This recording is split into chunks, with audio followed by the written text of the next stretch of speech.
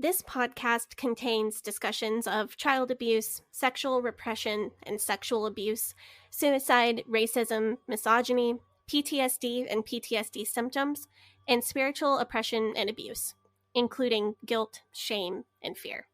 In most episodes, we will be mentioning some of these concepts in a general way without any graphic detail. If any of these topics or other triggering topics will be mentioned in great detail, we will let you know at the beginning of each individual episode, as well as in the show notes for that episode. Rolling river of time, you've healed me in too many days. No regrets, no confusion, there'll be no pollution. I'm so thankful I've decided to change my ways. Welcome back to the Leaving Eden podcast. It is still June. It is still Pride Month. How you doing, Sadie? I am doing fantastic. How are you? I am doing great. My name is Gabrielle Hacohen, and as you all know, I am here with my co-host and BFF, Sadie Carpenter. And this is the third episode that we're doing for Pride Month. And this is Sadie, do you want to talk about what it is? Because the first episode, I thought we had a lot of fun talking about like queer history, history of Pride, stuff like that. This might be a little bit less uplifting. Yeah. So I'm sure that we've all noticed the latest rash of allegations against the LGBT community that we want to groom children, and that even being exposed to the existence of LGBT people is somehow sexual abuse of children. We've all heard the latest blatant fear-mongering about what really goes on in elementary schools, this libel against LGBT teachers and liberals and LGBT-accepting people at large. They say that we want to sexualize children, that liberals and LGBT people and those who accept them are all pedophiles who want to gain the trust of children by talking about the existence of trans people, which will then allow them to sexually abuse those children. And even the fact that their belief that talking about LGBT issues is a form of sexual abuse in itself. I wanted to know where this is coming from, because I think from an outside perspective, it can seem like this narrative just turned on a dime and got way more toxic than it was even just a couple of years ago. So today we're going to dig into these allegations. We're going to talk about where they came from and the history behind them. See if we can demystify that a little bit, which might help us understand how we can dispel these myths. What to do if you are in a one-on-one conversation with someone who is willing to deconstruct these myths but doesn't know where to start. Yeah, I know that like a lot of our audience, not all, but a lot of our audience is ex-fundamentalists. Mm-hmm. And a lot, like we know from our analytics that a very large a much larger than the general population, like percentage of our listenership is in some way a part of the LGBTQ community. Like I think something like 3 or 4% of our audience is non-binary, which is very high considering. I can't remember what the statistic was that you looked up of non-binary people in general in the United States, but I know that our numbers are disproportionately high. Yeah, so which is great. Love you, non-binary friends. Makes us think, I know that like a lot of people who listen to this show, you like must have friends or people you grew up with or family members that believe a lot of this stuff. And it's gotta hurt when, mm-hmm. people who love you used to depend on, or maybe you still do depend on, or whose love you really want, believe just the worst of the worst about you. And one thing that we consistently don't do is we don't shame people for having had toxic beliefs in the past. No. If we did, I wouldn't be able to co-host this show because I had a lot of toxic beliefs in the past. And we don't shame people for having toxic beliefs in the present if they are not willing to harm anyone for those beliefs, and if they are the slightest bit open to changing them. And I know that we have listeners who disagree with us on fundamental things that I believe. And like abortion? Yeah, absolutely. And I don't believe in shaming those people, as long as the big one being that they are not willing to harm somebody else over that belief, and if they are open to hearing a different perspective. So hopefully this episode can help people who are having conversations with that kind of people. Yeah. Oh, I do need to blanket trigger warning for this episode. Of course, I think it's obvious we're going to be discussing homophobia and child sexual abuse. If it comes up that we're going to be reading any quotes that are exceptionally heinous or anything like that, I'll let you know before we do. But I think the way we have it outlined, it should be pretty general and clinical. Yeah, this should be a good episode, really just getting into the meat of this issue, because this is a serious issue. But before we get into that, the Leaving Eden podcast is the podcast about my BFF and co-host Sadie Carpenter's life in and escape from the Independent Fundamental Baptist cult, also known as the IFB, the cult in which that she was raised. So we talk about this cult, we talk about other cults, including IBLP, Quiverful, that sort of thing. We talk about religion, we talk about fundamentalism, we talk about the real and present threat that cults and cult ideologies pose to society as a whole. And it is our goal to promote freedom of mind, freedom of thought, and freedom of religion. So if you like our show, if you are a fan of our show, there's a bunch of things that you can do. You can join our Patreon, which is patreon.com/Leaving Eden Podcast. You can go to our Facebook group, which is facebook.com/groups/Eden Exodus. We also have a subreddit, which is reddit.com/r/Eden Exodus. Other thing that you can do, as it is Pride Month still for another 2 weeks or so, we have Pride merchandise available, special Pride merchandise available. We have just our regular Leaving Eden podcast Pride logo, which is fun, but we also have, the King James Bible, which was a fun pun that Dinah came up with that one, right? Yes, we were almost there on the design ideas, and then Dinah just put us right exactly where we needed to be with that one. Yeah, anyway, we wanted to do, I know Sadie is adamant about Bi Pride, so we had to do a Bi Pride colors piece. Bisexual people we take a lot of shit, man. Yeah, we deserve to celebrate a little bit. You do deserve to celebrate. It's good. And we also have we also have another one, which is from which is a couple of Bible verses about David and Jonathan that could be read a certain way. We're not saying that they are. We're just saying, maybe take a look at this. We're just saying that people should read these scripture verses. Yeah, it's biblical. It is biblical. And it's in the King James version. Yeah, King James, so it is kosher. Right. No, it's not. It's kosher if you're fundy. It's not the worst King James verse we could have printed on a t-shirt. No, it's no. I know your favorite verse in the King James is significantly worse. Yeah.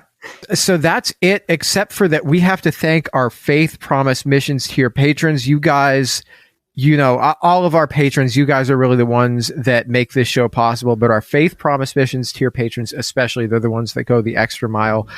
I love to thank you guys. I loved having the hangout with you guys a couple weeks ago that we had. That was super fun. But your guys' names are Alex Todd, Brittany, Brooke Tolley, Carrie R., Crystal Patterson, Eleanor Donahue, Emery Fairlosser, Hannah Hope Norum, Jen Kaczarski, Jessica Tambo, Kay Terwee, Catherine Schneider, Kathleen Moncrief, Kristen Marie, Linda Morgan, Lorena Watson, Michaela, Madeline Cusick, Mary Martin, Megan Arndt, Rachel Bernadowitz, Rebecca Hoyt, Reverend Robert Stutz, thank you so much, Sarah Reese, Shane Horton, Taylor, Tiffany, Victoria, and finally, Wes the Cowboy.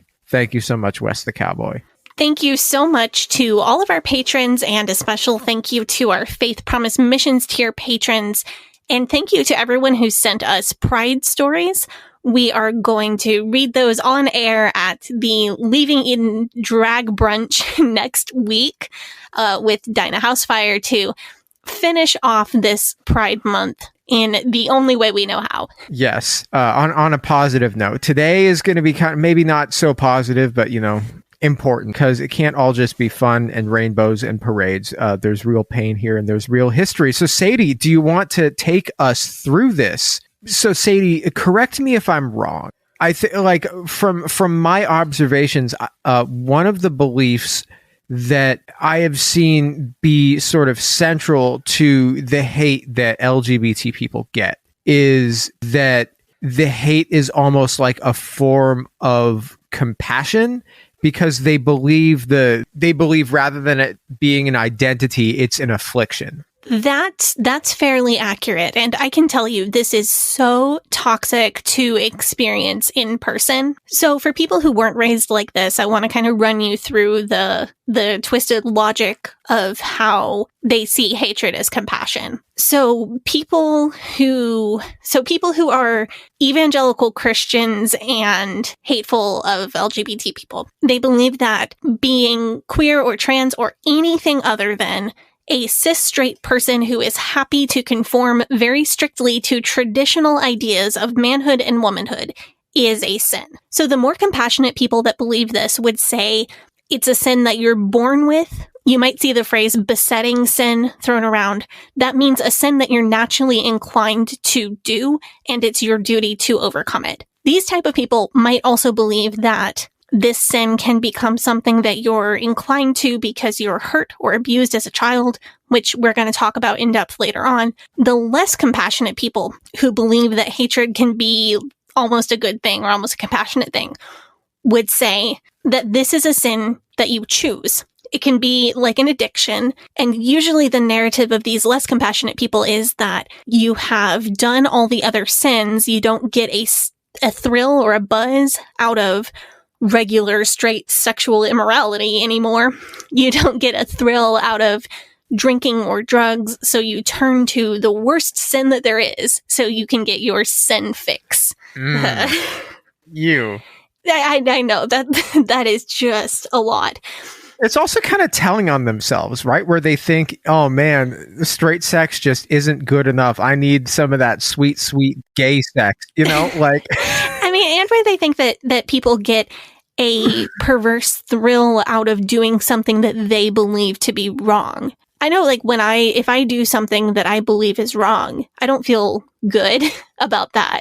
I don't, like, I actively avoid doing things that I believe are wrong. Like I believe that it's wrong to snap at my husband or say something cruel to him because I'm in a bad mood, or like take out my bad moods on him in an inappropriate manner, just like it's wrong for him to do that to me. So I really, really put in a lot of effort to not do that because I don't feel good when I do it. Like, I don't get a sin buzz off of that. Like, I believe it's morally wrong to drink and drive because that puts other people in danger. I believe that is an immoral thing to do. So I actively do not do that, because if I did, I know that I would feel so terrible, regardless of whether I actually hurt anyone or not. So I feel like this whole sin thrill or sin buzz idea is flawed to begin with. I don't know. Maybe they're like telling everyone like what their kinks are. You know what I'm saying? Yeah. Where like, all the stuff that's wrong, all the stuff that we shouldn't do, because, you know, they're told, Well, like, it really does get that way. So, I mean, when I was in the IFB, I would do things that I wouldn't consider morally wrong now, but would have considered morally wrong then, and I would get a buzz off of it. Like rolling my shirt sleeves up to my shoulder so that I could not have a farmer's tan. That was something that I was told was wrong. And I would get like a thrill out of doing that. So it makes sense within the Fundy mindset. What was the thrill from, like, oh, I'm doing something that's wrong, or was the thrill from, like, oh, I'm sticking it to these people who are trying to control me? See, I think that's two different both. things. A little bit of both, I think. Yeah. That's a little spicy. But never mind. I'm not gonna go there during Pride Month. So denying in these people's mindset, denying LGBT people legal rights, trying to oust them from society as much as possible, making them afraid to quote unquote sin, making them fear for their safety, and saying horrible, horrible things about them is branded as the compassionate thing to do because you're trying to save them from their sin and trying to save their eternal soul from hell. Which, by the way, this was a huge factor for me getting out of the IFB because I realized that I was attracted to people of multiple genders. And that was just a fact about who I was or who I am. And I knew that I had never been sexually abused as a child. And I thought, and I could not come up with a time when I had chosen to be bisexual. So this was one of several things that I could not make what I was taught make sense. So did this make you think that maybe this was a sin you were born with? Like, was that ever an intermediate step for you? No, I skipped that step. I can run you through my thought process. So at the time, I believed that we are all born with original sin. That's the sin nature that we inherit from Adam and Eve. The natural inclination of humans to not always do the right thing. The guarantee that even the most pure and righteous person will sin at least once in their life. Of course, by Fundy standards, sin is defined only by the literal words in the Bible. So if you have ever told a white lie or any kind of untruth, that's a sin, and it's pretty much guaranteed that everyone will do that at least once in their life. This, by the way, is the trail that Fundies go down to say that infants are sinful and that babies who cry for attention are sinning. Which gets me a lot worse now as a parent.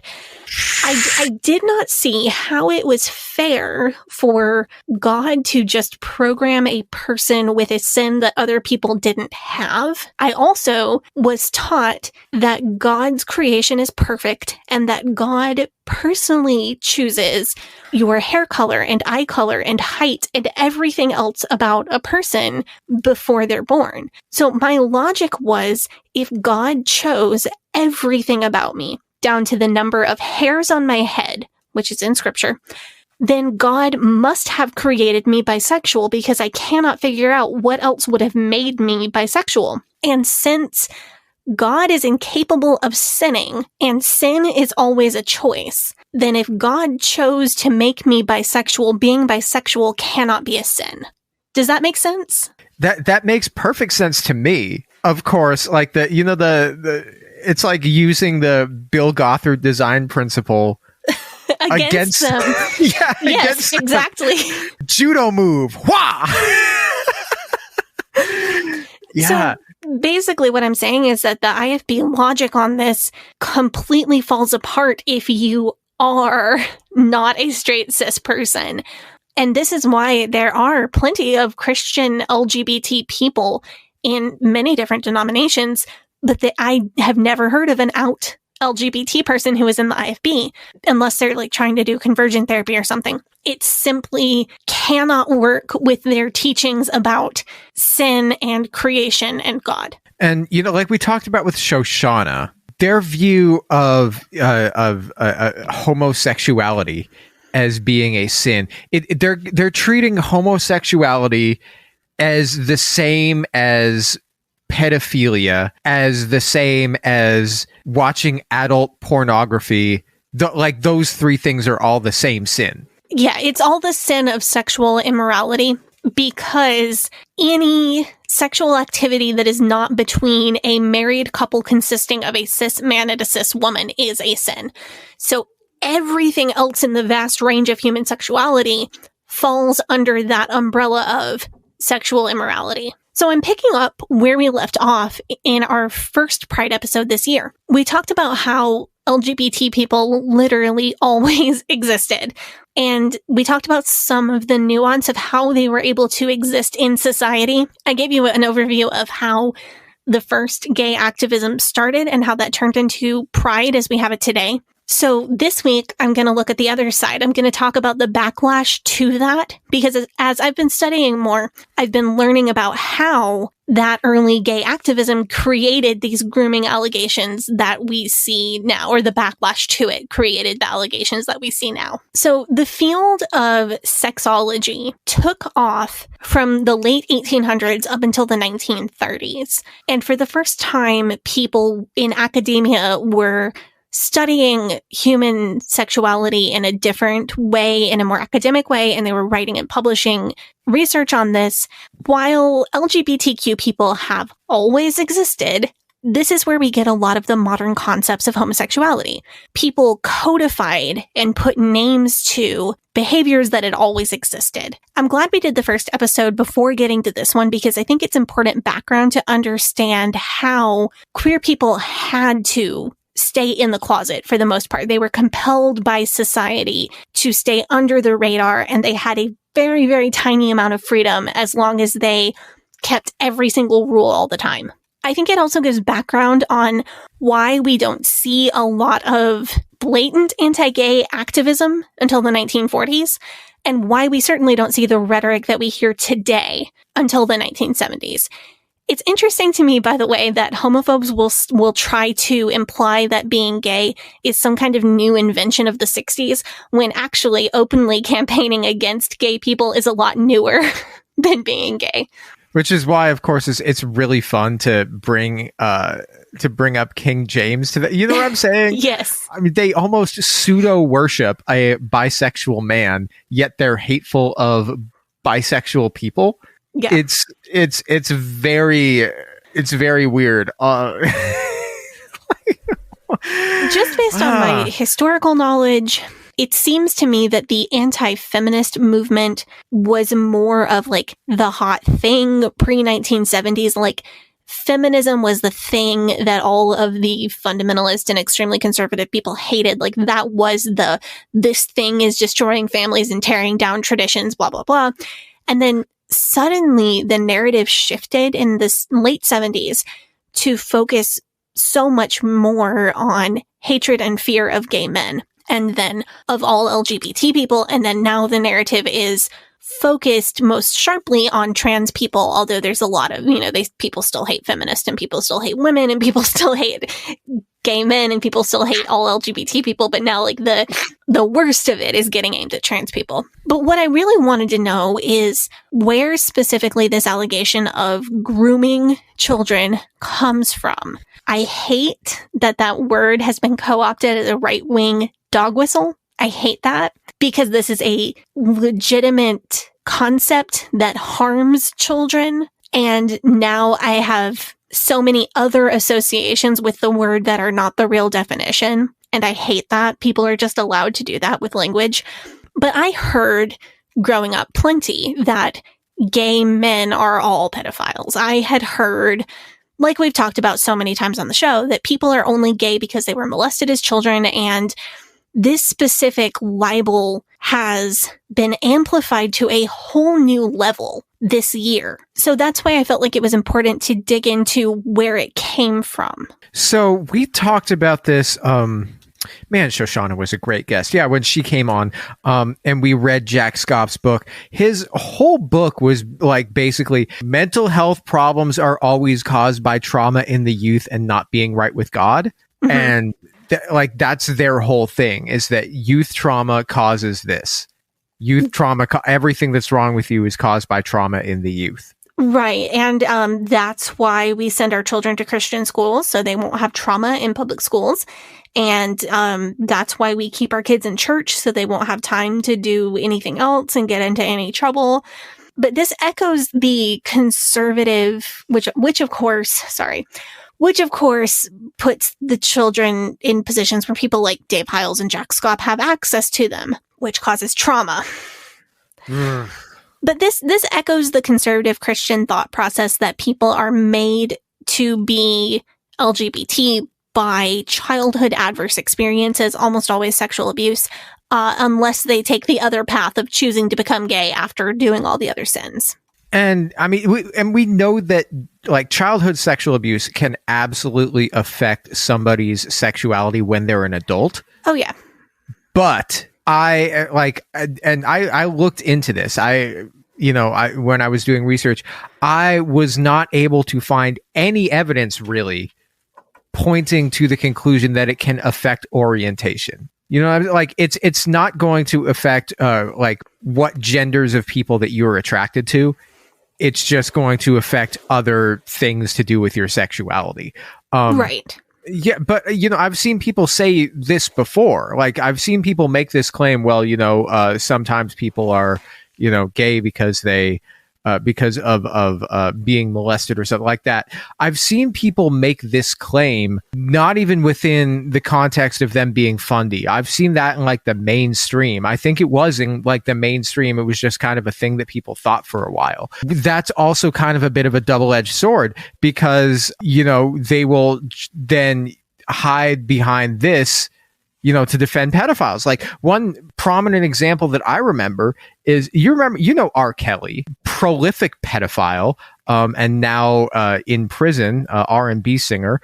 One of his big defenses for why he was, as he put, the way he is that he was molested as a child. He's like, I was molested as a child, and so now I have no.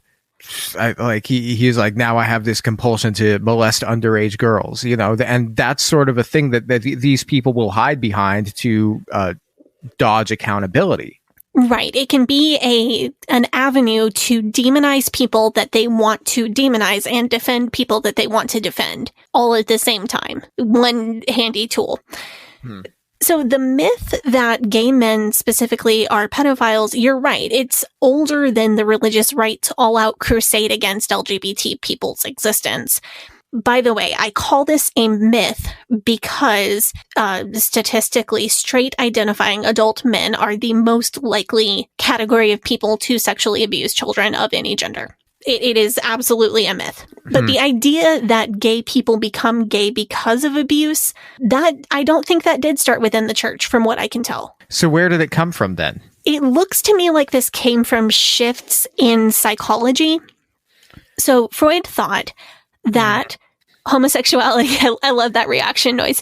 He thought that homosexuality was a mental illness, not a moral failing, but a fault in a person's mental health, just like any other mental illness. So this is still progress because it's moving out of the idea that this is a moral failing or a moral defect or something that makes you a bad, evil person. Other psychologists of the time disagreed, and this back and forth in psychology, whether being LGBT was just something that was inborn to people, or something that was learned or caused by trauma, and whether it was a mental illness or a moral failing, or neither, just one of many facts about a person. That struggle went on until the 1970s, when homosexuality was removed from the DSM by a huge majority vote of the APA. When did we talk about Freud before? You know what it was? It was last year when we talked about conversion therapy, that conversion therapy was invented by psychologists and found to be largely ineffective, but then the fundies kind of got a hold of it and they said, hey, look, there's a thing that the scientists invented and it's real science because they invented it, even though they didn't. Because psychology in the attempt to make progress went through a bad phase where they thought that being gay was something that needed to be fixed or that it was some kind of defect in a person. And thankfully, psychology's been able to move past that. I want you to listen closely to this next part, though, because there is a subtle but hugely important change in the narrative coming up here. And this is really where the religious right takes the reins of anti-gay sentiment. And I think it's extremely predictive of where we've ended up today. Oh, I'm anxious to hear. So in 1977, Anita Bryant, a Christian singer, got upset by cities passing gay rights bills. So she created an organization called Save Our Children, Inc. and based the organization's campaign on this phrase, quote, homosexuals cannot reproduce, so they must recruit. I swear, every time somebody creates like an organization that's like the name for something like that, where it's like, save it, what do you not support? Save Our Children? Like, right. What do you not support? It's a trap. Americans for an America, like, God. Right. But so homosexuals cannot reproduce, they must recruit. Right. And then Jerry Falwell used the same phrase in a fundraising letter sent out in 1981. He wrote, please remember, homosexuals don't reproduce, they recruit, and they are out after your children and my children. I don't think that anybody was trying to get Jerry Falwell Jr. I'm going to be real. But this is the crucial shift in the narrative from my perspective, because this is where it changes from homosexuals are bad to homosexuals are dangerous and they are out to get your children by purposely turning them gay. And so this is before like the AIDS crisis hit. So right, this narrative is really picking up in the very late 1970s, very early 1980s. And by the way, I have links on links that'll be available to you if you want to look at timelines of this and different historical sources that I turned up. So this is before the whole like gay you can't even touch them because you might get a disease and die. Like this is pre that. This is right. So what are they're saying that basically what that gay people are going to some way abuse a child, and then that's going to plant a seed of future gayness, future homosexuality, so their kind can survive. I guess I don't know. I guess it stands to reason because fundies torture and abuse gay children in order to try to make them straight. So it makes sense that they would think it would work the other way around. I don't know. At this point, late 70s, early 80s, I think that narrative comes a little bit later.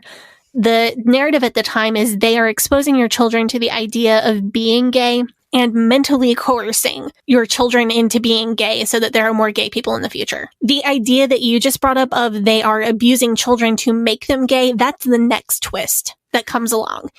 And that twist comes with the related concepts of they want to shut down the churches that oppose them.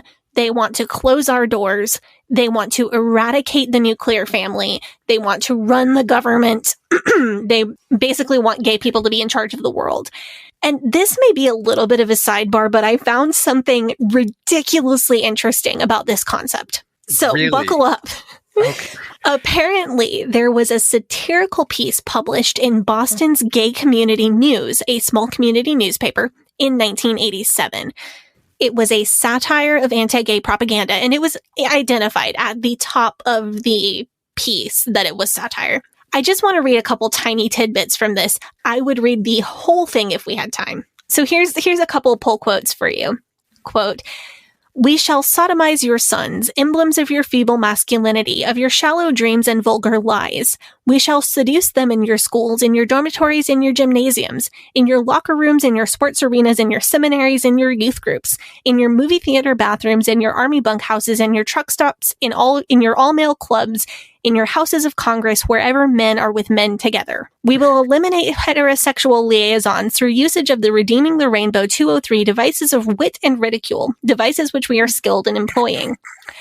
We will demonstrate that homosexuality and intelligence and imagination are inextricably linked, and that homosexuality is a requirement for true nobility, true beauty in a man. We shall be victorious, because we are fueled with the ferocious bitterness of the oppressed who have been forced to play seemingly bit parts in your dumb heterosexual shows throughout the ages. We too are capable of firing guns and manning the barricades of the ultimate revolution. Tremble, hetero swine, when we appear before you without our masks."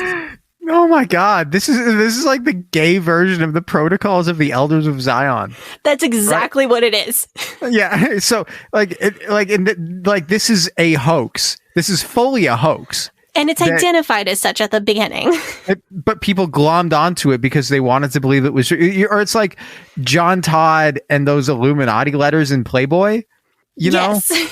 That is exactly what this is. Yeah, it's you know what it is? It's the Protocols of the Daddies of Zion. Oh! But it is absolutely the gay version of the Protocols, but the difference is it was written by the oppressed people in question, and it was written as satire, not as propaganda. But people believed this so hard that this document got submitted to Congress and the Supreme Court. Dude, what? I found this. This turned up in a Supreme Court case. What Supreme Court case could possibly require this? So it was actually a huge case. It was Lawrence versus Texas. The case. Really? Yeah, the case over whether states can criminalize homosexual activity. I've put tons of links in the sources on this as well. That's legitimately groundbreaking. That was a groundbreaking case. I didn't recognize the name, but as soon as I Googled it, it came back to my memory. This is the case where police entered an apartment in 1998 in Texas over reported weapons disturbance, which was a false report. The police caught two men in the act of having sex who were then charged with misdemeanors because sex between two men was still a misdemeanor in the state of Texas in 1998. One of those two men, John Lawrence, appealed his case all the way up to the Supreme Court of the United States. And eventually this landmark ruling struck down laws against sex between two men in Texas as well as 13 other states. This is literally the case that made it legal for two men to have sex in the United States, which is a bit mind-blowing. That's in 1998. Yeah, I mean, the Supreme Court case was in 2003, and I know that this shouldn't be news to me, but like I was raised in a cult, give me a little bit of credit. Okay, that's nuts. Like you don't think about how recently. I mean, I read about a little bit of the concept of like non-straight sex being illegal when I was researching for the first episode this month, but it doesn't hit you until you realize how recent this was. So they submitted this like obvious hoax that says it's a hoax at the top. They submitted it as evidence, and the Supreme Court looked at this and said, "You guys know this is a hoax, right?" Like nobody looked it up before. None of their lawyers looked it up beforehand and said, like, to make sure that it wasn't what. So how it was submitted. What? I've linked this, so if anybody who knows more about law than I do wants to take a look and make sure that I'm correct, I've linked the filing in which it's included. As far as I can tell, it was submitted as, well, they say that this was satire, but was it really satire, or is this really the gays' secret plot to take over the country? Clearly it's satire. Clearly. But like when they submitted it, they cut out the first sentence that says this is satire. But like, what if they just said it was satire to trick us because it was really partially true of their evil plot to take over the United States? Okay, but like the redeeming the rainbow 203 devices, like what is that supposed to? Is that like a laser beam that you shoot somebody with and it makes them gay? Like, I don't know. Like, call me when that hits Amazon and I can get free 2-day shipping, and maybe I'll be concerned. So, is there any way that we can retrofit the Jewish space laser plans, or maybe even like modify the Jewish space lasers so that they can dual function as redeeming the Rainbow 203 is like flip the switch and it's one thing, flip the switch the other way and it's the other thing? Can we do that? I'll ask Philip Rothschild. That's the fictional Rothschild. I don't ask Philip Rothschild. I'm sorry, that was maybe the best joke you've ever made on this podcast.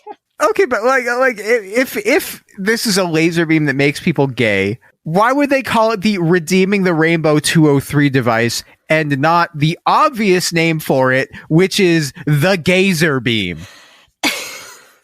You know, like That's a very legitimate question. Look, as soon as the Gayzer beam comes to market, we will see Republicans in this country support meaningful gun control legislation. You know what I'm saying? Like, that ban would hit immediately. Like, honestly, if we're trying to figure out ways to turn people gay, though, I'm still going to have to put my money on Dinah's Demon Ring. Yeah, I feel like that has a proven success story. Yeah. And I just haven't heard any success stories from the Gayzer beam yet. Gayzer beam, no. So the narrative was, so just to kind of like sum up where we've been and where we're going here. The narrative pre the religious rights all out assault on LGBT rights was that gay people and feminism are destroying the morals of our society. It was a moral thing and not a political thing. And as it became a political thing where cities and later states and later federal laws were actually giving gay people human rights, it shifted into being a political thing more than a moral thing. And the narrative shifted to being focused on reproduction. This is here where you hear people say that children need a male and a female parent, that LGBT people shouldn't be allowed to adopt. And that shift also brought along the they can't reproduce, so they recruit statement. So the new narrative is that LGBT people are out to recruit your children by being visible, existing in society, making quote unquote sin seem acceptable and fun. And then the next shift in the narrative comes along, which is they are recruiting children by sexually abusing them. And then the most recent shift, even just in the last few months, even just in this year, has been to say that allowing children to be exposed to the ideas of queerness or transness is in itself a type of sexual abuse. So that's kind of the arc that this narrative has taken so far. So I want to bring up something that you said, like at the very start of the episode. You said that you were taught that LGBT people are sexualizing children. That's their dealio. And I think that's really weird because in learning about fundamentalism, I have never encountered a modern day group that is as prolific in their sexualization of children as the fundies. So the people who insist that infant and toddler girls wear dresses so that they conform to proper gender roles, but then also put modesty sweaters and tights on those same babies because their thighs or shoulders might cause lust, those people sexualize children? Those people are worried that the presence of an LGBT person in a public school classroom is equivalent to sexual abuse. This has always confused me. But I think I get so. Tell me if I'm right about this. So the fundies, not just the fundies, the conservative evangelicals, they heavily believe in raising your children to prepare them for marriage. That's right, right? Right. Marriage is a part of fulfilling their gender roles. It's not two separate things. It's all kind of wrapped up together, like marriage and keeping house and having babies and being joyfully available and being feminine and submissive are all one thing. It's a woman's role, and that role has many parts. But yes, they're raising children to prepare them for that role. So the idea that you're not raising, say you're not raising your kids to prepare them for marriage, like that is the idea that you wouldn't do that, like that's like a foreign concept to them. Like raising your children, not an opposite to that, but like absentia to that, is just like an alien concept to them. So if you're not raising your kids to prepare them to marry and pop out kids to be soldiers for God in the culture war, you're raising kids to not marry and to be gay and to be sinners and to be soldiers against God in the culture war. So it's the binary thing. It's the black and white thinking, and it goes back to the Vision Forum supported 200-year plan, which was literally a plan on paper to out-reproduce and outvote the liberals and take the country back. It's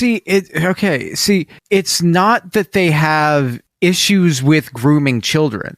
That's what I was trying to get. It's not that they have an issue with the tactic of grooming children, because they literally do. They view it as a tactic. It's not that they have an issue with that. because by their own admission, that's exactly what they're doing. It's that they believe that the liberals are grooming kids for evil in the public schools while they're grooming kids for good in the churches. It's, oh my God. It's literally the definition of projection when they're accusing people of the grooming libel. Oh my God. So there's another thing that I wanted to point out about the grooming allegations. There's all this buzz, and I see this on like people's Facebook feed and Twitter and whatever, about how is a 6-year-old responsible enough to choose their gender? Or like, the stupid memes about, is it a boy or a girl? Well, we don't know. We're going to let them choose. Or we don't know. We're going to let the kindergarten teacher tell us. It's just stupid right-wing memes. I haven't seen that, but yeah, I'm clearly not following the wrong people on social media. So, sometimes people continue to follow people on social media so that they know what people are saying so that they can write podcast episodes about it. I respect the strategy. Yeah. But these are the same people who believe that a child can change the destination of their eternal soul by coming to an understanding of Jesus' atonement for our sins and making a true confession of repentance at 4 years old. So how are they old enough for that and not old enough to know what gender they are? Is what I would like to ask. My question about that is, what sins could a 4-year-old possibly commit that they could understand the implications of? We're going to have to do an episode on that sometime. We can make the title, The Long List of Sins That I Thought I Had Committed Before Kindergarten. I mean, other than like stealing a toy from your brother or something like that when they weren't done playing with it, like, I want so bad to like theologically answer your question, but if I do, it's going to derail the entire rest of this episode. So please put it on our episode ideas because I can talk forever about that. I'll add it to our like 3-page long list of episode ideas. Jesus. In the interest of intellectual honesty, I should concede that from the IFB perspective, a child praying a prayer can't hurt. And they genuinely believe that 6-year-olds are being offered permanent gender confirmation medical treatments. However, from my perspective, which I would argue is more reasonable, a child being taught that they should fear hell and obsess over sins is harmful. That is hurting the child. I was hurt by that. And no doctor in their right mind is prescribing any kind of permanent body alteration treatment to a child of that age because there is no medical reason to do so, and it would be against all medical advice and ethics. Like, if you pierce your baby's ears, then people will fucking get mad at you about that. Right. Well, that's why I haven't, I understand that like for some people it's a cultural thing and I tend to give much more of a pass on that. But I haven't pierced Chuck's ears. I will do it when she's old enough to ask for it and then play a part in taking care of the piercing aftercare. Yeah, I just got my first ear pierced like a week ago. Are you doing your salt soaks? Yeah, I'm doing my salt soaks. Okay. I did one earlier today. I'm going to do one before I go to bed. It's going to be good. I'm one of those people, like, if my friend gets a piercing or a tattoo, I'm like your mother all of a sudden. Yeah. on piercing and tattoo aftercare.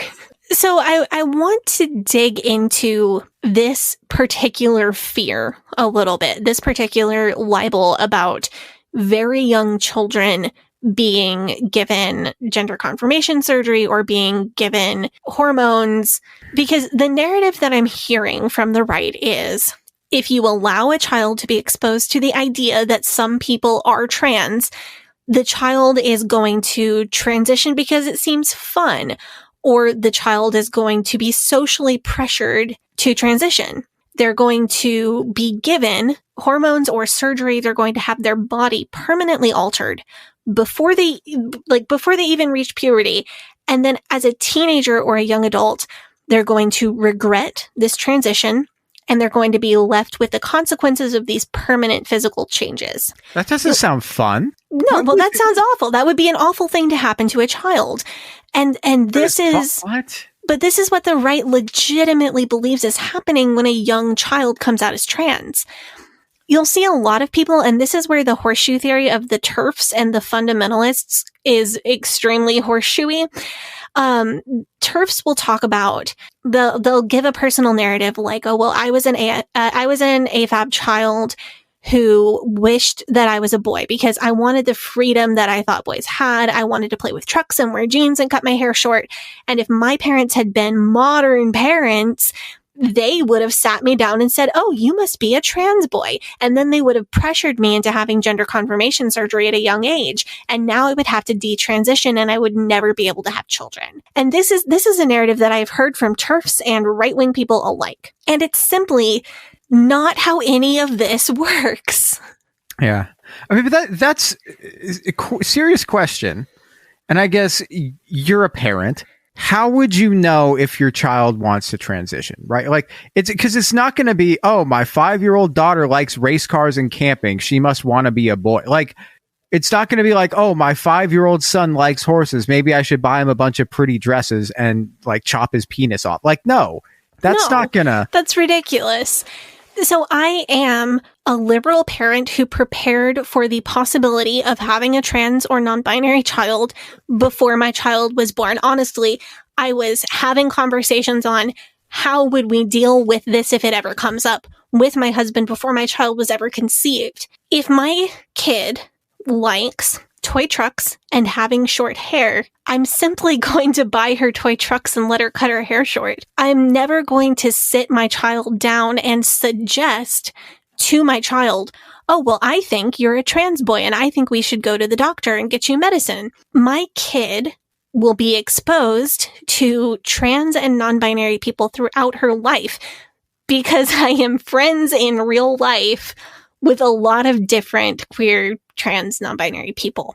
And if one day she comes to me and she says, Mom, I really, really, really want to be a boy, I'd offer her the opportunity to socially transition, which literally just means using he, him pronouns or any other pronouns that fit and wearing whatever my kid wants to wear. And then whatever happens from there is what happens.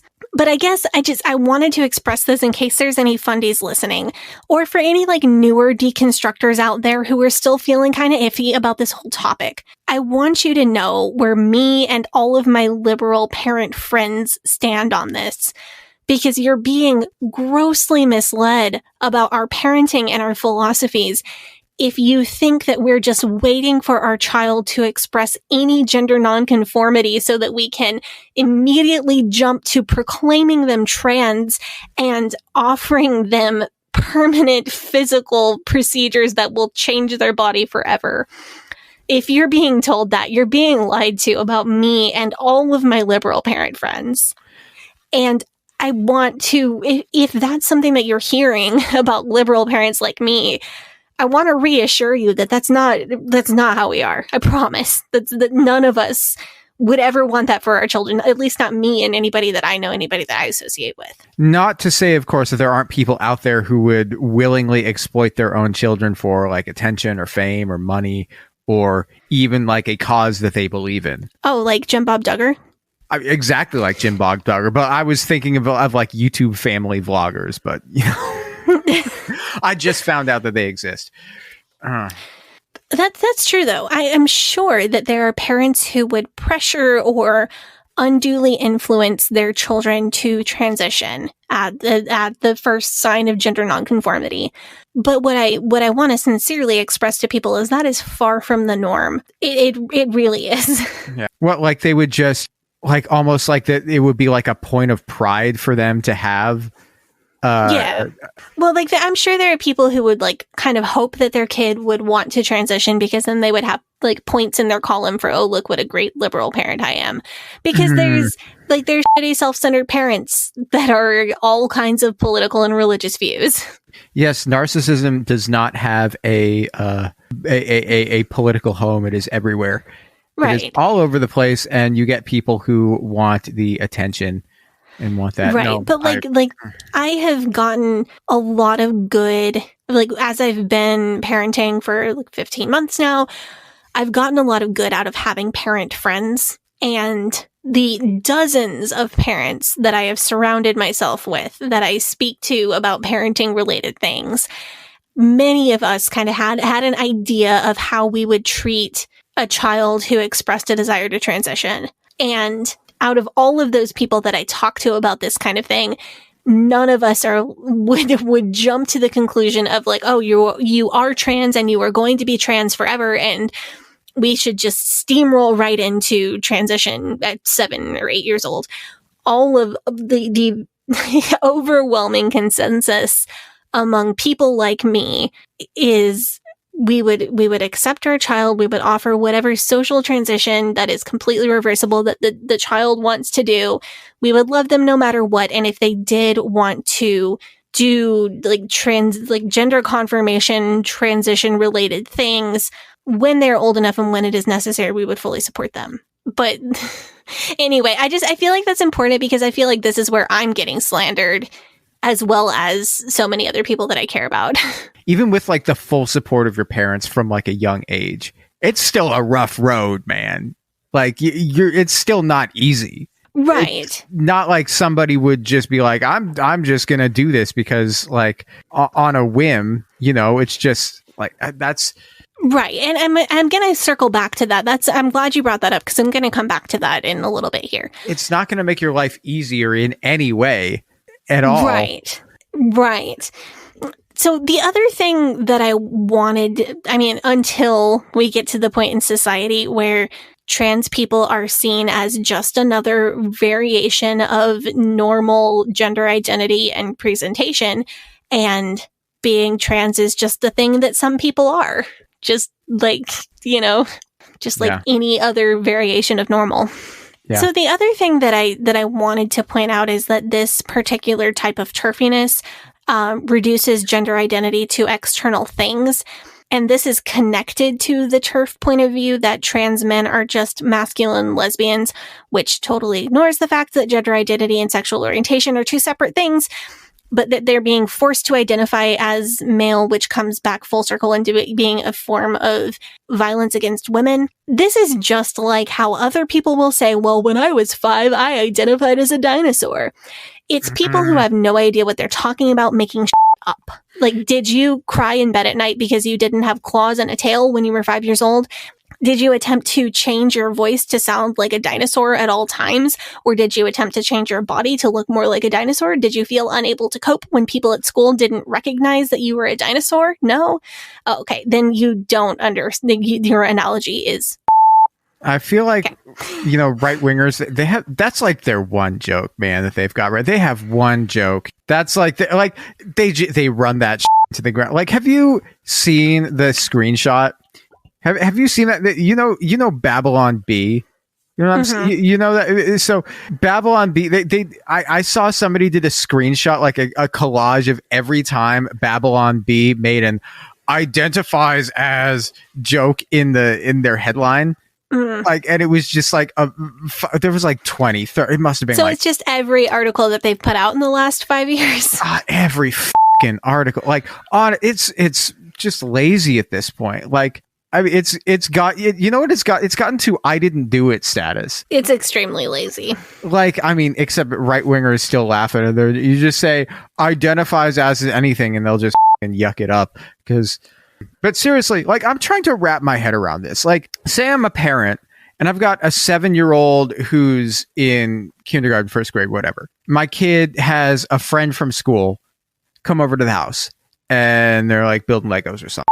And my kid's friend is in a dress. How in the is it any of my business whether or not this 7-year-old wearing a dress is AFAB or AMAB? Like, how it is absolutely not your business. It does not affect you in any meaningful way. Exactly. You just like get the kids' pronouns, use the kids' pronouns, right? Give the kids 18 years plus to figure out who they are and how they want to present themselves to the world. It's as simple as that because it does not affect you at all. Like the other side of this. If I was a parent, if I found out that any grown adult who was not my child's pediatrician was doing a check on or asking questions about my child's genitals, I would probably that's what I would do. As a parent, I can tell you that culturally people are way too obsessed. Baby Chuck, she happens to have a pink stroller because somebody gave it to us. every time I take her out of the house and she is not dressed very feminine, like when she wears her little Metallica onesies, people get super obsessed with asking whether she's a boy or a girl before they can like compliment her smile. Like, it's a baby with a cute smile. I don't really know. Like, I'll find out her gender like 6 to 18 years from now. Until then, your guess is as good as mine, bud. Like, I use she, her pronouns for my baby because statistically, she's most likely to grow up into a person who uses she, her pronouns. And like, that's my highest chance of being correct with the pronouns that I'm guessing for her right now. And I'll change which ones I use once or 1,000 times if I need to. Like, I don't understand why you need to know a baby's gender to like say they have a cute smile. See, this is just another reason why you shouldn't have gender reveal parties. Oh boy. I was reading about this, is that American children start puberty younger than other kids around the world. Have you heard this? Like, I don't know if it's, I looked up if it was from hormones in the meat or something, and apparently they don't think it's from hormones in the meat. I don't know why it is. It might be from other environmental factors. But like before puberty, none of this like a hormone surgery stuff matters, does it? Like Sadie was saying with like transitioning socially, even if you're like an adult, you have to do that for a while to make sure that it's like the right thing to do before they'll let you do HRT or surgery or anything. That's true. So the conservative narrative and the conservative fear is that children, very little children who express a desire to transition, will be allowed to make permanent choices about their bodies when they are not mature enough to make those permanent choices. And it's simply not true. If a kid is being prescribed HRT, what they're talking about is puberty blockers. Puberty blockers correctly prescribed are 100% reversible. All it is doing is buying time for that child to be old enough to make a decision that is a rational, well thought out decision on whether they want to transition or not. Like, I didn't start puberty until I was like 12 or 13. Which I think is like fairly late for boys, especially in this country. I had friends that were, trying to go out with girls in 5th grade. And I just wanted to play with like Legos and build Star Wars Legos through like 7th or 8th grade. If your kid starts puberty at 13 instead of 10, it's not going to ruin their life. It might, like, I don't know, maybe it'll make them taller, like you'll keep growing before you hit those growth spurts. And so you'll be taller. Yeah, it is not, if your kid does go on blockers and then later decides that transitioning is not for them, it is not going to have any permanent effects. Maybe their height will be different than it would have been. That's you're right. That's literally it. Yeah, but Bill Gothard wouldn't like that because of the design principle. What if your kid was designed to be a gender questioning young teenager? I don't know. That sounds real Calvinist to me. I don't know. I also think, like, honestly, because recently we've seen like a massive amount of distrust of the medical community coming from the right wing, with the vaccines, with like everything, especially with the vaccines, but also with but no doctor is going to do a gender confirmation surgery on a 10-year-old. That would be against any medical ethics. I think I read an article a few years ago about like a 17-year-old who got it done. And that was like one of the youngest people to ever have it done. Like 17. Also, like 17 is at or above the age of consent in I think like 38 states. I had to look it up. It's good to know that you did have to Google that. Yeah, I did have to Google that fact. That is not a fact that I know off the top of my head. Thank you for clarifying that. I really appreciate it. I'm not Jack Scott with a countdown clock of his favorite Hammond Baptist high school students. Gross. Yeah, no, I think, honestly though, I think it's like, that's kind of up legally speaking. If you can legally have sex with a grown adult, but you can't legally have a gender confirmation surgery if you want it. You know what I'm saying? Like pick a lane. Yeah, pick a lane and stick in it. Yeah. But So I just want to throw, we have to go to break because this first half has gone a little bit long, but I want to throw some statistics and facts at this real quick before we go to the offering. And I've linked all of these for you. It's true that children who socially transition do sometimes want to return to living as their assigned gender at birth. This is just like, nobody is denying that fact. We're just saying that it's not much of an issue. Because if a little child used different pronouns and maybe grew their hair out and bought new clothes, the only damage done is to the parents' bank account that bought them all the new clothes. Nobody is offering any permanent transition to small children. Of adults who have transitioned, studies have shown that between 0.5% and 8% do experience regret over having transitioned, and some of those people do eventually detransition. But in the study that showed the highest number of people who regretted transitioning or did eventually detransition, over half of those people felt regret or did eventually detransition because of social pressure and family pressure, not because of a change in their gender identity. This number has been as high as 90% in other studies of detransitioners. So people who transition and then later regret it, usually it's not because they quit identifying as a trans person.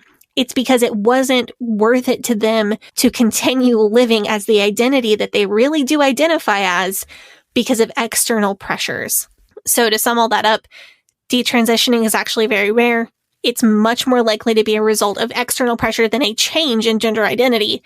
And it's more common in children who were experimenting with gender, and that is really not a big deal. Well, I mean, that's an argument against everything that the right wing is saying anyway. Because if it's the social pressure, if you take away the social pressure, then the issue goes away. You know what I'm saying? Yeah, if you take away the social and family pressure to detransition, it appears that very few people ever would. Yeah. Because trans people are telling us the truth about who they are. Mind-blowing concept. Yeah. Oof. Yeah. So let's go take up the offering. When we get back, I want to talk about, we've talked about all of these fears and we've tried to debunk some of them. We've talked about where they came from. When we come back, I want to talk about how do we deal with people who have these fears that we've been talking about. Cool. Let's do it. Hey, Sadie here. If this is your first time listening to the Leaving Eden podcast, make sure you go back and check out episode 57. It's a primer episode for new listeners. That episode tells my personal story and gives you all the terms and information that you'll need to know going forward. Also, check out our cult true crime series, The First Family of Fundamentalism, so that you can get the whole cult story. If you like our show, you can support us by joining our Patreon, where we have extended and uncensored episodes as well as other bonus content available. You can also join in the discussion in our Facebook group. That group is called Eden Exodus. Tell a friend, tell a family member, tell your worst enemy. The Leaving Eden podcast is a fully independent podcast, and we really appreciate your support. Now, back to the show. So before we start the second half of this episode, first I want to recommend, if you want to learn way more about the gender critical movement, grooming libel, how people get caught up into this, please go watch the documentary on YouTube. The documentary is called Inside a Cult. The YouTuber is Kaelan Conrad, Caelan. I am not kidding. This is probably the absolute best indie documentary I have ever seen in my entire life. Would you define gender critical movement real quick?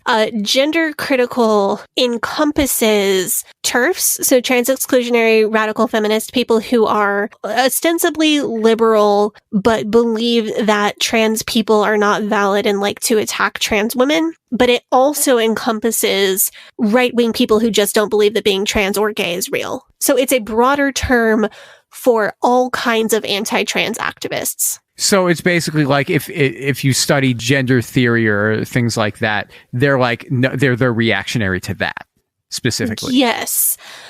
Okay. I highly, highly recommend people watch the documentary. Kaelan explains it way better than I could. I'm linking part 1 of the documentary in the Patreon source post for this episode. I'm asking Gavi to put it in the show notes as well. It is a super deep dive. I promise it's worth it. So Kaylin started off by calling the gender critical movement a cult. And I was like very skeptical about that. I was not easily convinced, but they totally won me over. The documentary is incredibly long, but it's 100% worth your time.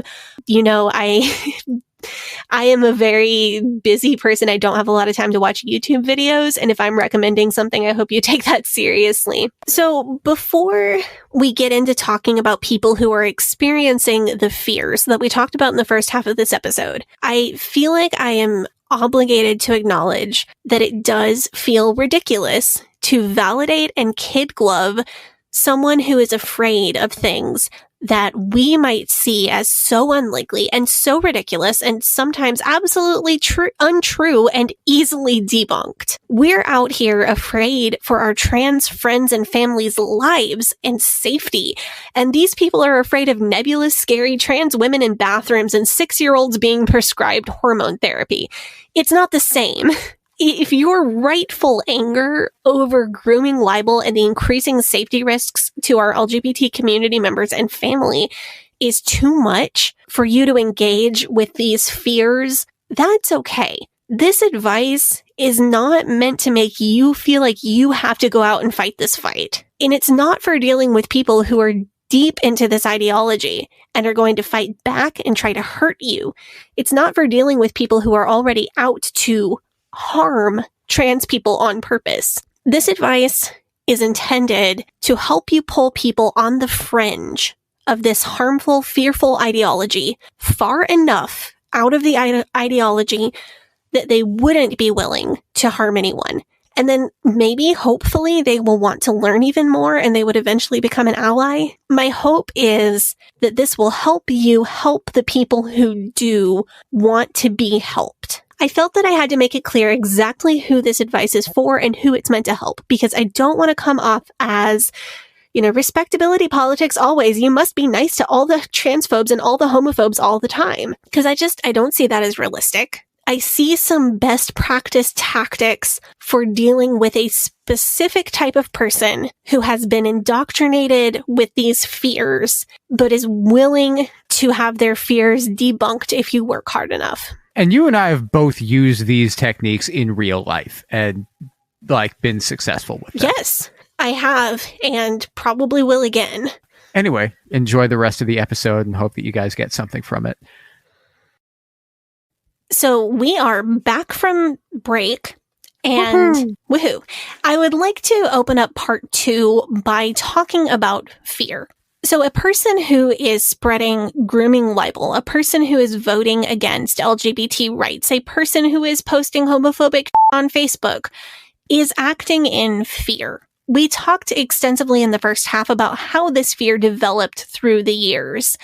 Like the homosexual manifesto, the satirical document that was published in the 80s, that people bought into that. And they bought into this idea of the gay agenda that LGBT people wanted to institute compulsory homosexuality, which is hilarious because we still live in the world of compet, that they wanted to eradicate straight people and recruit young people into becoming gay since they can't have children of their own.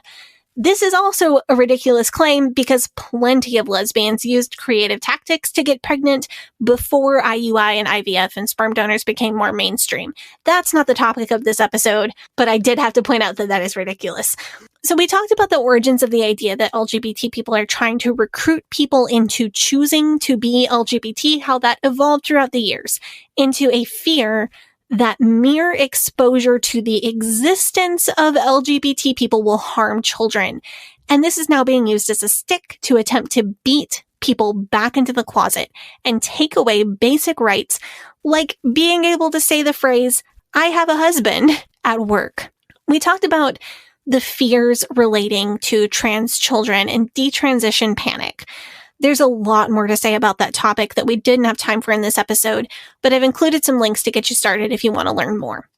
So, if you have a friend or a family member who is experiencing one or all of these fears, but they're willing to hear more of your perspective, how the hell do you navigate that conversation? How can you keep yourself safe and be effective in that kind of tense conversation. So I know from personal experience that trying to reason people out of highly conspiratorial thought patterns is not an easy thing to do, because like you can prepare and prepare and prepare for everything that you think that they're going to say and everything that you think that they believe. And then they'll hit you with something that is just so off the wall and nonsensical that you don't even know how to respond to it. You know what I'm saying? Yeah. And I feel like I say this so often, but this all goes back to our how to break someone out of a cult episode. You can't go into this conversation thinking that you're going to have a debate and defeat them with your superior logic and intellect. No, that's only happens in like Kirk Cameron movies. Oh man, I need to make you watch a Kirk Cameron movie for the podcast. I've never seen one. I've just read the summary of a couple of them on Wikipedia. I will put a poll on our Instagram stories over which one you should be forced to watch. My vote is for Fireproof, but y'all let me know. Okay. Oh man. No, but what was it that Mark Twain said? He said it was never argue with stupid people because they will drag you down to their level and beat you with experience. Mm-hmm. And I feel like it's the same with conspiracy theorists. Like you can't, it's so hard to fight them because there's just so many levels to what they believe that are beyond what you can even comprehend. Yeah, and there's a difference if you're talking about people who have highly conspiratorial beliefs and thought patterns. There is a clear difference between people who are willing to look at evidence that disproves their beliefs and people who are just not. And if somebody is going to discredit any evidence that you bring to them, you gotta love them from a distance. That is, you are not gonna be able, it doesn't matter how smart you are, it doesn't matter how prepared you are not gonna have a positive impact on this person. You're just gonna wear yourself out and wear your own mental health down. You also can't go in thinking that you're gonna have a positive effect if you just blow off the other person's fears. I'm not saying that you have to see these fears that we've been talking about as valid, because they aren't valid fears. A lot of them are honestly ridiculous and untrue and easily disproven. But you have to see these fears as real. Yeah. They legitimately believe that they're protecting children. Yes. We talked about this in, I think, it was one of our Josh Duggar trial episodes where we were talking about Northwest Arkansas and what kind of place that is. Or it might have been the one where we were talking about Jim Bob Duggar running for Senate. I don't know. We've had to talk about Josh Duggar more than we wanted to. I hope I won't have to talk about him again for a while. 12 and a half years. But we were talking about him, and we were talking about how basically, conservatives, say what you will about them, but they legitimately do think that they are protecting children with everything that they're doing. Yes, and it goes back to our abortion episode as well. I do not trust for a single minute that Greg Abbott genuinely thinks that a recently implanted fetus is a human being.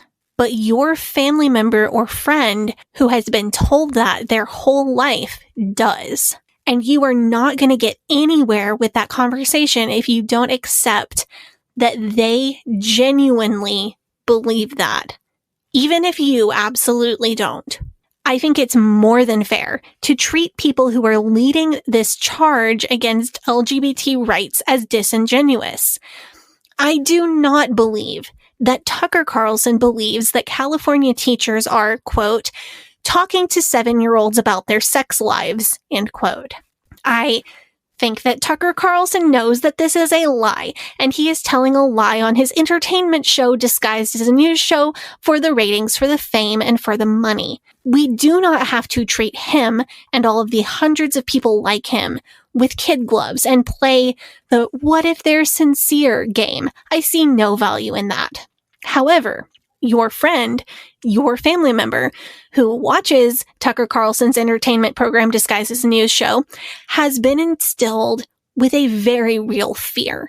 If you've left the IFB or another oppressive group, you know that fear. Remember, you used to feel that fear about maybe this topic or maybe abortion or another topic. If you're going to try to help somebody, you have to accept that they are feeling real fear. I also think, though, that if you have a friend or a family member who watches Tucker Carlson and takes him seriously, then there's going to be a lot of dominoes that have to fall before they get to like transgender acceptance. Like I hate to say it, but that's gonna be like a one of the last ones that's gonna fall. So having been through this process myself and with people in my life, what I've seen is that a lot of those dominoes tend to fall internally. So a person could be externally walking the walk and talking the talk, posting homophobic on Facebook, but internally they may already be having doubts about this. So they're still behaving in a transphobic way, but in privately, they're thinking, I don't know, is it really that bad if somebody just wants to, somebody was assigned male at birth and really just wants to live as a woman? Like, I think that those changes can happen on the inside a long time before they show on the outside. For some people. My husband went to see Jim Jeffries, the comedian, a few years ago, and my husband, funny. I said, "Oh, he's funny." Yeah, my husband really liked his show, and he keeps talking about, Jonathan keeps talking about this joke that Jim Jeffries told about his dad, and I'm going to tell it badly, but you should look him up. It's apparently on his new comedy special. But Jim Jeffries' dad used to say something along the lines of like, "Well, I don't mind the gays as long as they don't involve me," and the joke was, Dad, they don't want to involve you. What are you expecting? Like two men in BDSM gear showing up at your door saying, well, we were just about to have gay sex, but first we wanted to see if you wanted to be involved.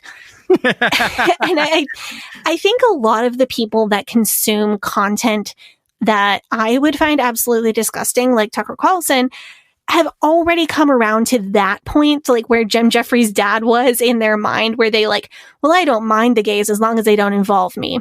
And this kind of inflammatory content is reseeding their mind with the idea that gay people are actually dangerous, that they want to harm children, and that not minding them as long as they don't involve you is not an okay position to have.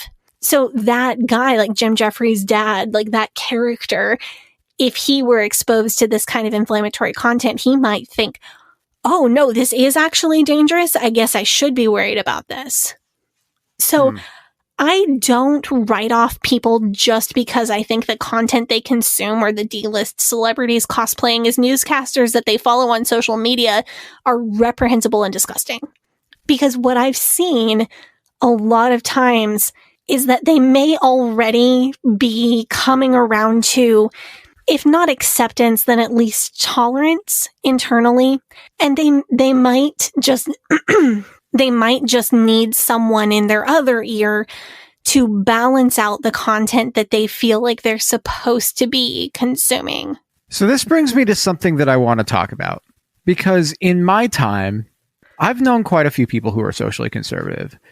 They're not going to come around on abortion, probably.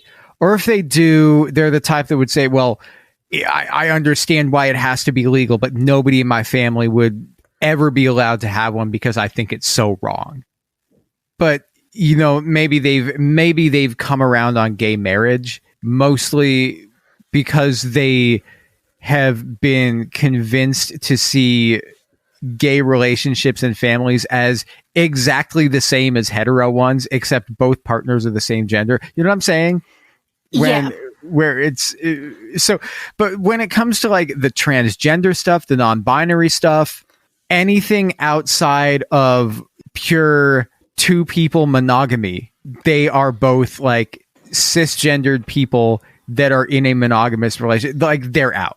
They're like, no, that's too weird. It's too like blurry and like that's their.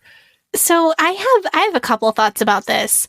I think part of it goes back to a myth that we talked about briefly earlier in the episode, that trans people are a relatively recent invention. There's this prevalent idea, like even in medical literature, you might see the concept that being gay or being lesbian is an established part of humanity, but being trans or non-binary, and having gender confirmation surgery is a new thing. Do you know, like, have you ever looked into why that myth exists? No. Oh my gosh. No, why? Oh my gosh. Okay. So the idea that being trans or non-binary is some kind of new thing is based in racism. Many. What?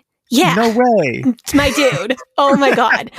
Man, Many cultures had some kind of established cultural concept of trans or non-binary people. But lots of ancient cultures and non-white cultures had an established cultural concept of more than two genders, or acceptance of trans people, or acceptance of non-binary people as a third gender. So, like Two-Spirit, Hydra, Kawajasira, many, many more identities existed in places like Samoa, Pakistan, India, indigenous cultures in what is now the United States, Mexico, and the list goes on and on and on and on. Dozens, if not more, indigenous, non-cisgender identities existed.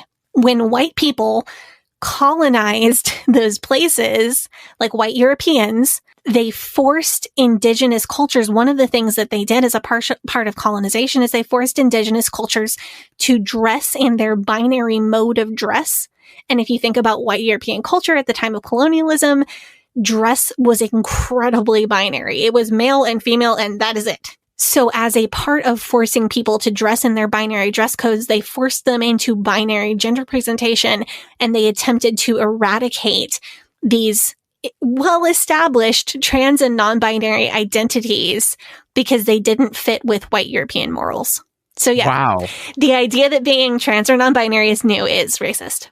So on to the myth, though, about gender confirmation surgery being new. This one's going to blow your mind even more. Oh my God. I'm anxious to hear it. Tell me. Did you know that gender confirmation surgery is actually older than several other very established surgical fields? No, but do go on. So remember I said earlier that the field of sexology really took off from the late 1800s to the 1930s? Did you wonder why the 1930s is such like a hard end date on that? Where was sexology popular? Germany. Where was? Oh, but hold on. This is going to go. This isn't going the way you think it's going. So in Germany, no, this is going, well, not good.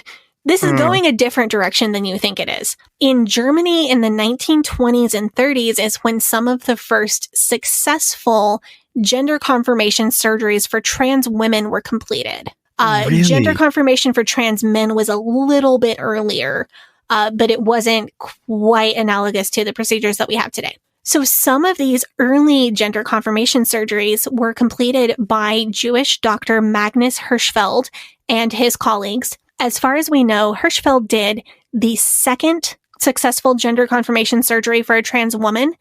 He attempted probably the first uterine transplant for the same woman that he did the gender confirmation surgery for. Her name was Lily Elba. Hirschfeld. And also, Lily Did it work? Yes. Well, the uterine transplant didn't. She died from organ rejection. Okay, that makes sense. But the gender confirmation surgery was incredibly successful. By the way, Lily is beautiful as well as being a trailblazer. Look up her picture. It's just, I don't know why, she just inspires me a lot. She's f***ing gorgeous. You know what we'll do? We'll put her picture in the Instagram post. We should.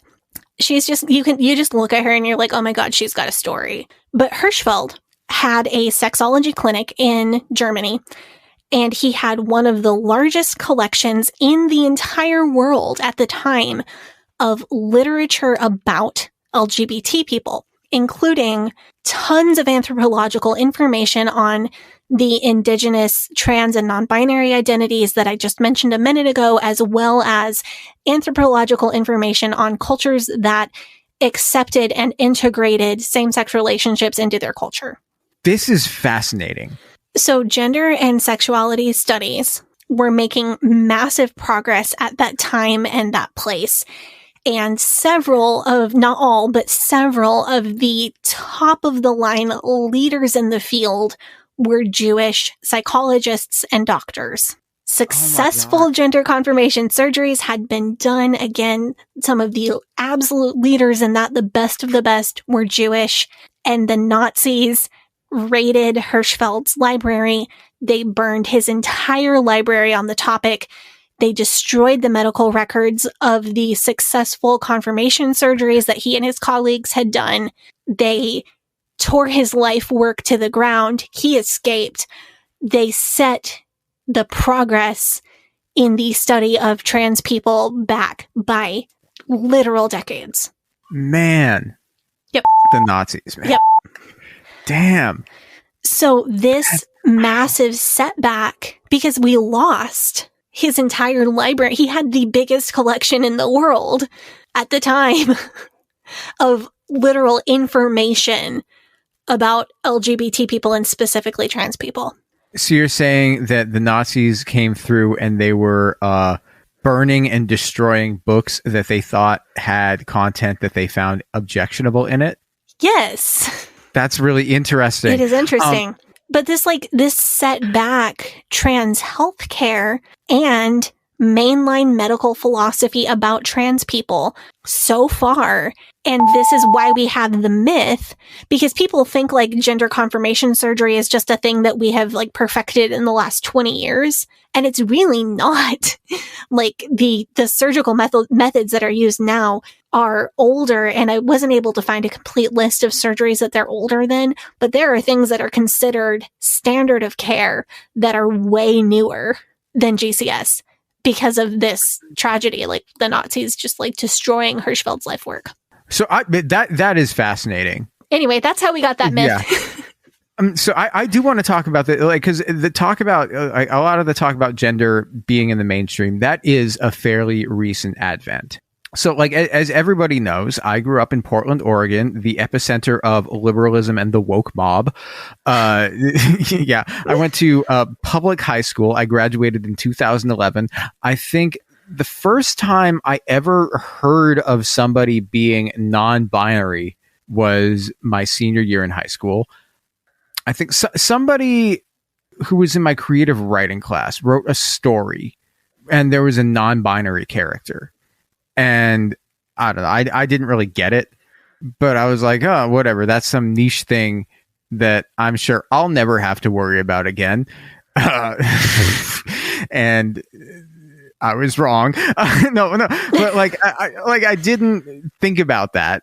It was just like, oh, I didn't think about it again until probably like my sophomore or junior year at university, when I heard there was somebody who I wasn't somebody who was like part of my friend group, but it was somebody who was like friends with people I was friends with.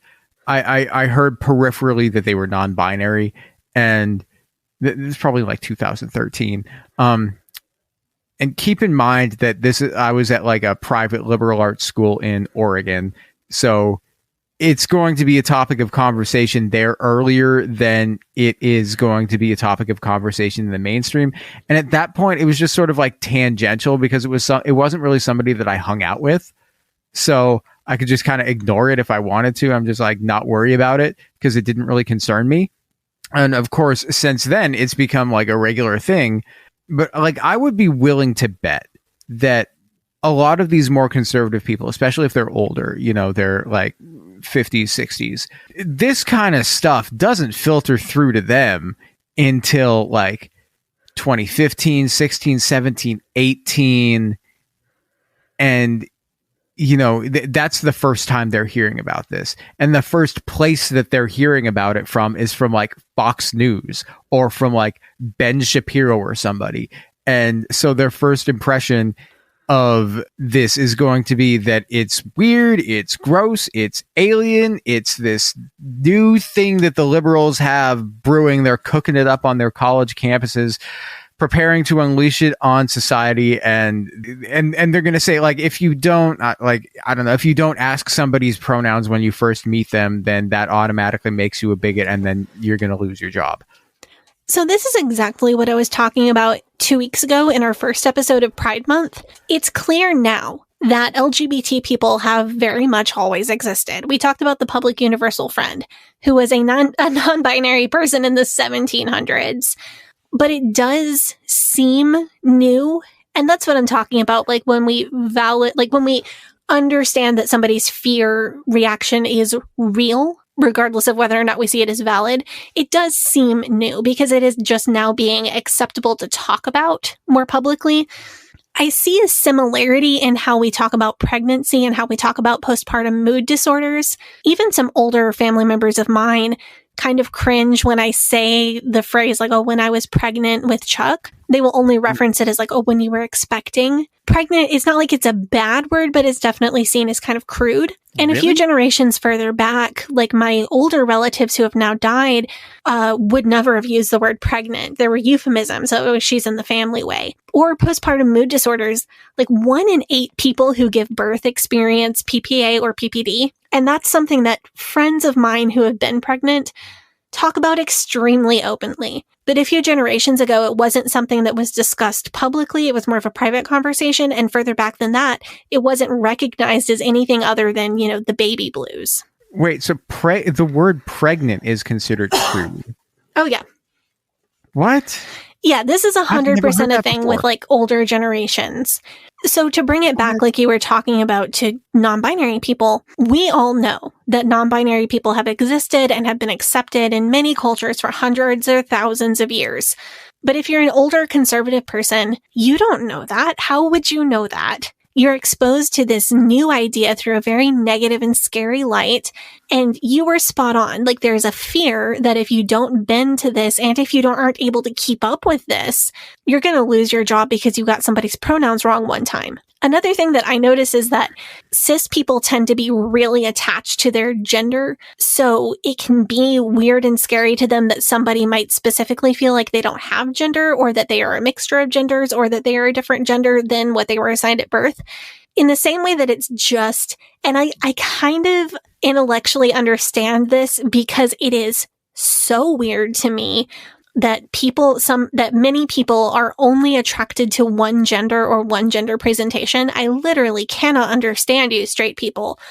I'm not trying, I know it's funny, but I'm not trying to be funny. I literally try to think about like what being just straight or gay would be like, and I cannot comprehend it. I cannot get my brain around it. It blows my mind. It's so weird to me. And I think like in that same way, it can seem so mysterious to people who are cis, who feel very secure identifying in their assigned gender at birth, that other people are not cis. And I think what's crucial to realize is that it is a real fear. If you're trying to help somebody deconstruct this, like I said earlier, you're going to get nowhere if you're not willing to accept that it does feel scary to them. Now, some people are just bound and determined to be nasty and hateful and harmful to people who are different from them. And you're not likely to be able to help that person until they're ready to change. And you might get yourself in an emotionally really unsafe situation if you try to force change on somebody who is just bound and determined to be nasty. But a lot of other people, they have this fear instilled in them. They feel like everything is changing too quickly, that they can't keep up, and that the liberals are going to indoctrinate their children and put them in jail for expressing a different opinion. And they deal with that by taking a hard right turn into that hateful rhetoric. That can be taken apart, but you're going to have to be able to bite your tongue and understand that it is actually scary for them.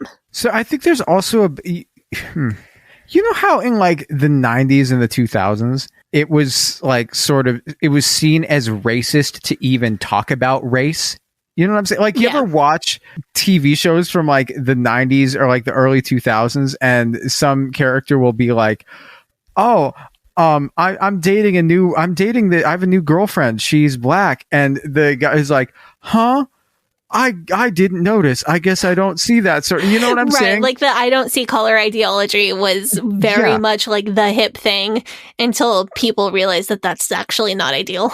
Yeah, but that was like the thing in like the 90s or the 2000s. There's a lot of people that I feel like they have the same sort of attitude towards this thing, towards gender and towards sexuality and stuff.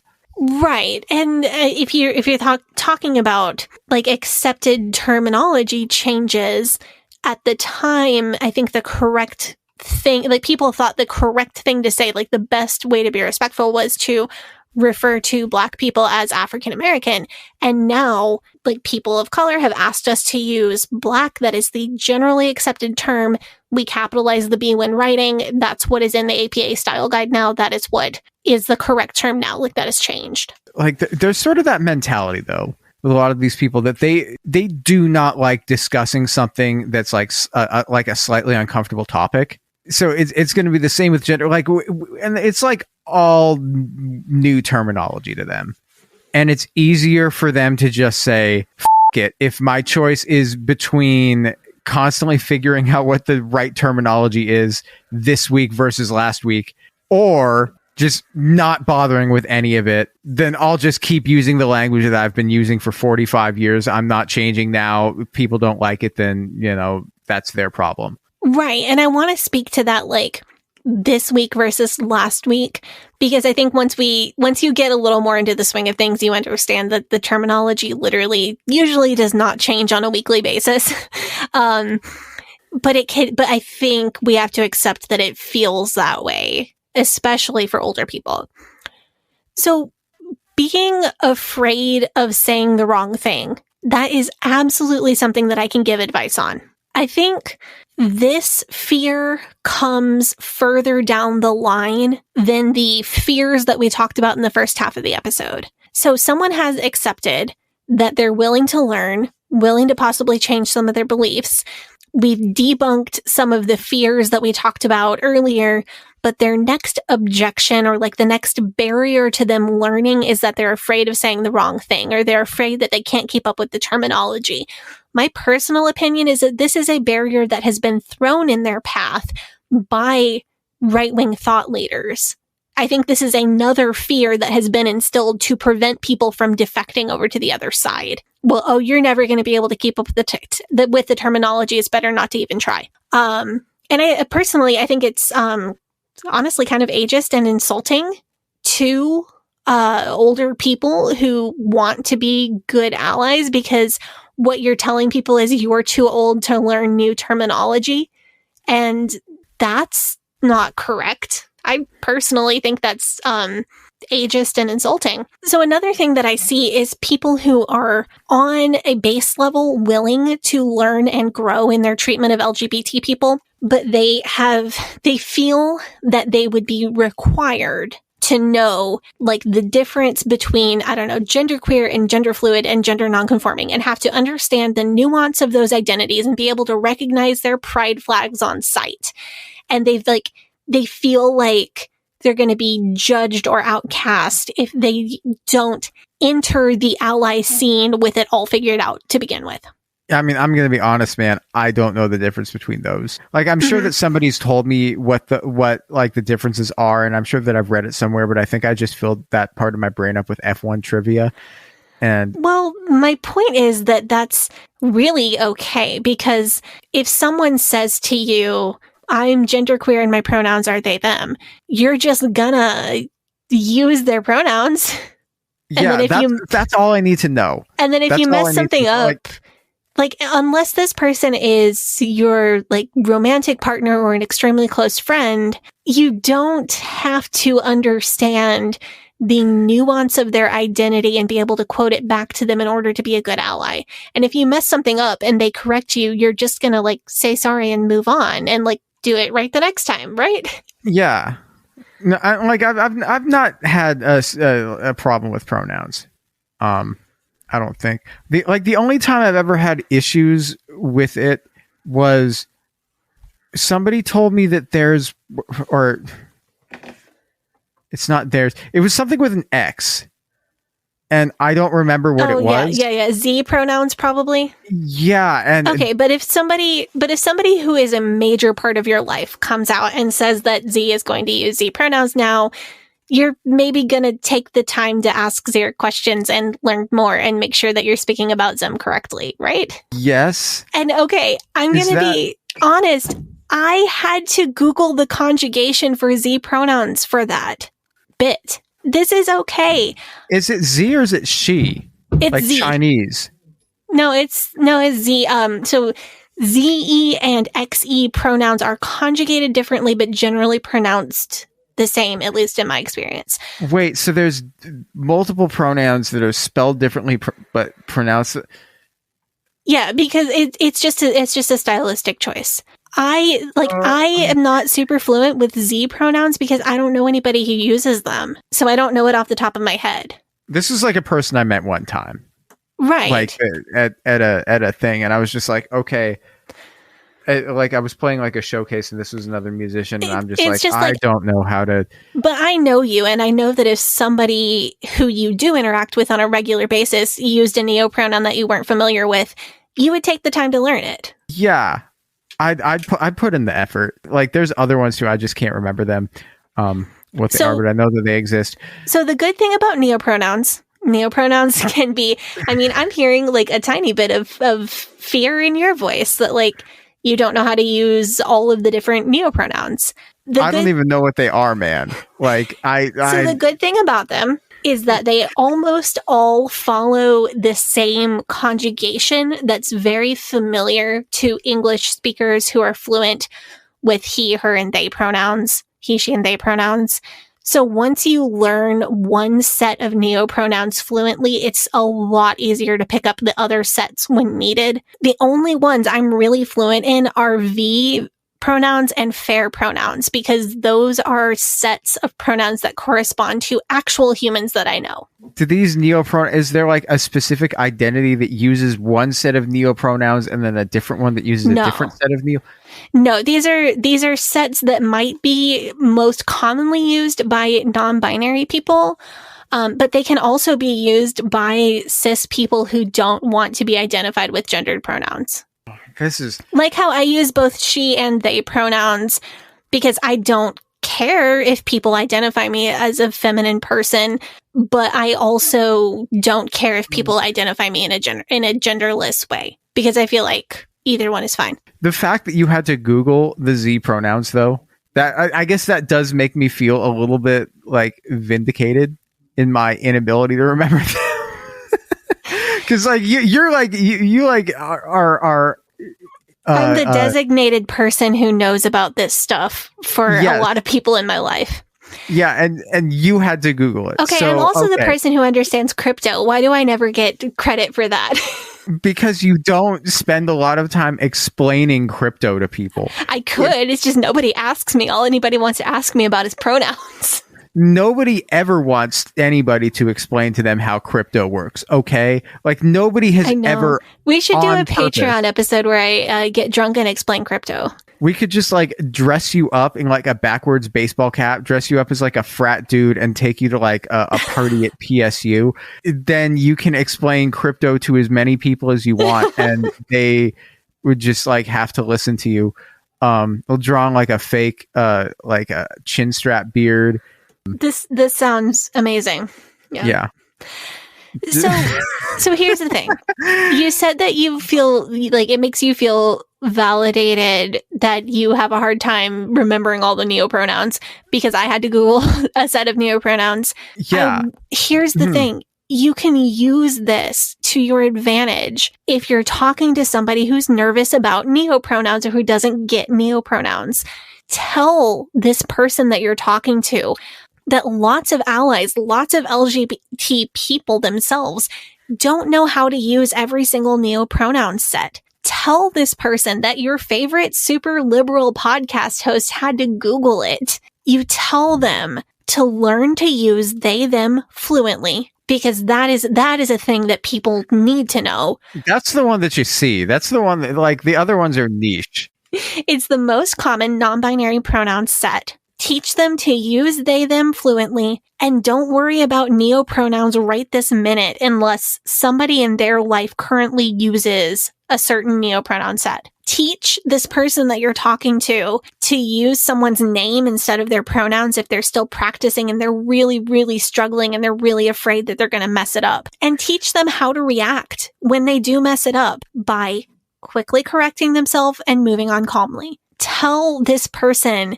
that they don't have to have it all figured out to be a good ally. Tell them that there aren't pop quizzes on which pride flag is which. Reassure them that they can just focus on the terminology that pertains to the people that they interact with the most and offer to help them learn the stuff that they do need to know. And I guess that's my call to action too for this episode, because somebody who is trans or non-binary might have a lot on their emotional plate. They probably get misgendered, maybe a little bit, maybe a lot. They might have trouble convincing people to use their correct pronouns, which is not something that anybody should go through. That's tough. They might have non-affirming family who insist on calling them the wrong name and pronouns, and that sucks. Like, that's cruel. It's not fair to ask every trans person to always be perfectly gracious and poised in the face of micro and macro aggressions that they face every single day, and always be available to answer any question and explain their pronouns, and always be perfectly gracious and poised about this whole thing. It's great when trans people are able to answer honest questions about their identity or their pronouns. I think that's an awesome educational tool when people have the space and the emotional safety for that. I seriously applaud any trans person who is able to graciously answer questions. I personally know a lot of people who have been deconstructing on this topic who have been immensely helped. Like there was a Facebook thing that was going around, and I usually see it pop up on a couple friends' walls during Pride Month. It's like a list of questions, and like a person who is trans or a person who is non-binary will post this to their Facebook wall and say, hey, anything on this list of questions, feel free to ask me. And it'll have questions about like their transition process, or like when they realized they were trans, or what it feels like for them, or what their pronouns are. And it's like a way of opening up the conversation. I love that. Again, I applaud anybody who is trans that is able to do that safely. But this is a great place that allies can step in and be supportive of LGBT people and less marginalized LGBT people like myself, people who are not in danger because of their gender or sexual identity, people who are secure in that identity and are accepted by the people around them. This is a great place for us to step in. I have several people in my life who depend on me to help them keep up with changing terminology, to teach them pronoun sets that they're not familiar with, to correct them if they say something that's maybe not ideal, and teach them how to say it better the next time. I have websites for pronoun practice. I'm sure I've mentioned this on the podcast before. I knew someone who was really struggling with using the singular they pronoun for a person in their life. And they really wanted to get it right, and they were just having a tough time making it habit. So I wrote them a bunch of sentences using they, them pronouns with the name of their person who had recently come out as non-binary in the sentences. And then I practiced those sentences with the person who was struggling. This is the kind of practical support that allies and less marginalized LGBT people can provide. Did you do sentence diagramming? No, Gavi, I did not diagram the sentences, but the skills that I learned in sentence diagramming helped me to understand the objective and subjective pronoun cases. You tell me what a reflexive pronoun is. I don't know what the that is. No, I'll tell you something, Sadie. I tried learning German in college because it was a music major. I was a voice major, and you had to take French and you had to take German. I'd had French in high school, so I tried to take German in college, and I was doing fine up until we got to whatever a case is. I still don't know what a case is. If you had learned to diagram sentences, you would have learned that. Yeah, and it's not. They're not actually related, but they're usually like that is if you're going to diagram sentences, your curriculum is also going to teach you about pronoun cases and conjugations. See, they tried to get us to diagrams, but they didn't teach us about cases. Did you have to do verb tense? Did you have to like stand in lines with your class and say, go, went, go, have gone, sleep, slept, like that? Sleeping. Standing? No. kind of Von Trapp family school did you go to? You know exactly what kind of school I went to. It's verb conjugation. They had to do that in Little House on the Prairie. That's probably where they got it from. They probably saw it on TV. How did you learn irregular verbs? By reading books. It's amazing to me that you can use irregular verbs consistently without learning conjugations. Why? That's how you learn conjugation. Kids pick that up from reading books and from having conversation. You can get it from the context of the conversation. I mean, maybe we had to like have quizzes on it, like in elementary school, but we didn't have to like stand up in front of the class and recite. That's the type of thing that you only do if your school is like hella into aesthetic purposes rather than actually teaching you anything. School is like a vibe, you know, but like a very specific weird like. This is off the cuff, but I wonder if this contributes to the stereotype that older people are going to have more trouble learning new pronoun sets that they don't usually use. You know, that actually might have something to do with it because this is like an older educational method, and if verb conjugation was drilled into you, maybe that's why there's a stereotype. Because honestly, I know plenty of people at all ages that work to learn new pronouns that they're not familiar with and do a great job. So I wonder if maybe this contributes to that stereotype. You know, I have heard people say the thing where they're just like, yeah, whatever, this non-binary stuff, I think it's fine or whatever. But it's just like learning it doesn't make sense in the sentence. Like you hear people say that. Like as I like wonder if that's because sentence structure was so much more drilled into people who were taught using older educational methods, both people who are older in age and people like me who were raised with curriculum that was idealizing the like 1800s through the 1950s. For a lot of people, it's not going to really become an issue for them until somebody in their life says I'm non-binary, or somebody in their life like it comes out as trans and transitions, and until it affects like somebody that they already know, they're not going to get it, and they're not going to like have to worry about it. I feel like, you know.